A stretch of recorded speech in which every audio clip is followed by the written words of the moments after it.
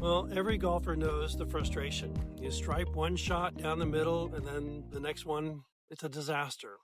So what do? Well, most golfers guess. They chase tips, they change their swings, they blame their clubs, or worse, they might blame their golf coach. The truth is, every single shot gives you the feedback you need. Four things tell you the whole story: low point, face angle, path, and contact.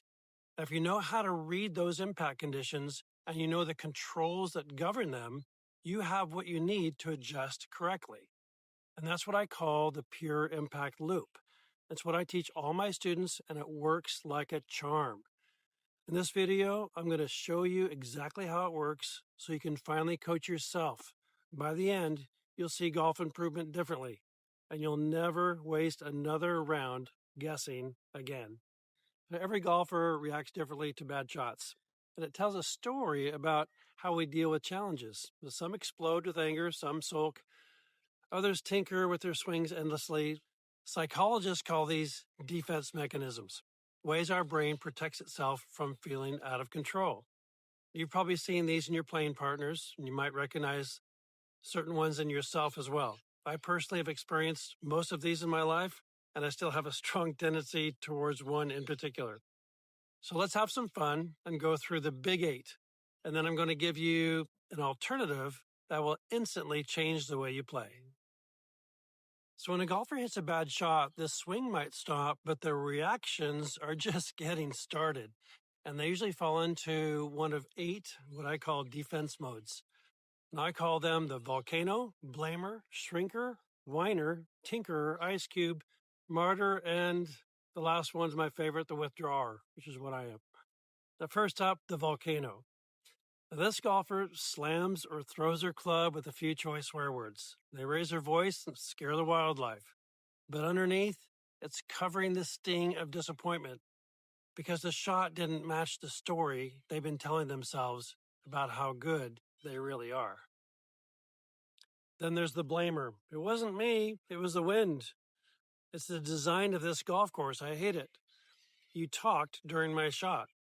Anyone or anything except for the one holding onto the golf club. And then we have the shrinker. Head down, shoulders slumped, eyes glued to the ground. They hope if they get small enough, nobody notices them or the shot they just hit. And then there's, of course, the whiner. Why do I always do that? Why me? It's never just a bad swing. It's always the universe out to get them. Then there's the tinkerer. Now, this one is a nightmare for the golf coach. It's a classic. Tries out every new swing theory finds on social media, but never really improves. It's chaos disguised as problem solving. Now, some golfers freeze up. This is the ice cube. No smile, no frown, no words, just stone-faced silence. And on the outside, they look unbothered. But on the inside, the storm is raging. This is self-protection. Showing anger feels like weakness, so they just basically shut down. But here's the thing. Bottled emotions don't just vanish, they build. And when they finally crack, it's usually louder, messier, and aimed at the wrong target. And then there's the martyr. Now, the heavy sighs, the muttering, slow play. Everything says, look how much I'm suffering. It's a performance of misery. It's as if sharing the pain will somehow make it hurt less. And finally, the withdrawer.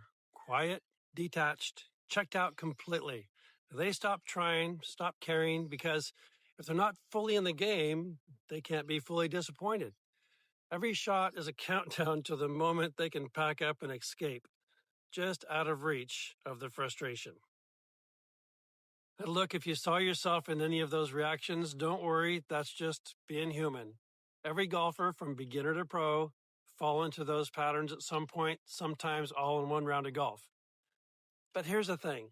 Being human also means you have a choice. There's a better way to respond if you have an open mind and you're willing. Now, those 8 reactions are all what we call defense mechanisms, way our brain protects us from the sting of a bad shot. But the 9th one, it's different. It's not a defense at all. It's awareness. It's when you stop reacting and start observing ball flight, curve, feel, the divot. Now that's all information that you can use, and that's what the pure impact loop is all about. First thing to realize is this, that almost every shot you hit in a round of golf is a miss to some degree. Now, it might be a great shot, but if it technically didn't go in the hole, it was a miss. In fact, when you really think about it, every golfer only gets to hit 18 perfect shots in a round of golf. It's the last one, the one that goes in the hole. When you realize that, that means that every shot you hit becomes a learning opportunity. Every round becomes a chance to get better. What you need now is a process. It helps to have a good understanding of the 4 core impact conditions: low point, face angle, swing path, and contact, and the controls that govern them. If you haven't seen my impact playlist yet, I highly recommend watching these because it gives you the controls that affect the impact conditions the most. When you start playing this way, you'll never play golf the same way again because you'll be improving the more you practice and the more you play. The way it should be when you put your time and effort into anything you do. Now, the pure impact loop works because it creates awareness. You react to every miss with curiosity. Now, here's how it works. First, you name the impact condition that was most off during that last bad shot. For example, you hit the shot fat, you hit the ground behind the golf ball. Instead of reacting, you identify the low point as the impact condition that caused the poor shot. A second, you name the control that governs that impact condition. Third, you feel the adjustment. Make a small intentional change and let your body experience it. You can do this through some practice swings. Now that's the pure impact loop. You name the impact, name the control, and feel the adjustment. Impact, control, adjust, repeat. You commit to doing the loop on every shot for the whole round of golf. The result is that you'll continually adjust what matters most: impact. That means your ball striking improves as you play. Every round becomes an opportunity to improve, and every shot becomes your teacher. Now, this is the tale of 2 golfers. Now, in golf, you're either lost outside of the loop or you're in it. Now, let me show you the difference, what it looks like. Oh, another freaking slice. Why do I always do that? Good contact. The putt face was a little bit open on that. 2 or 3 degrees, I reckon. My control is my lead hand. Just need to get that over just a little bit more. Square that right up. I know the control.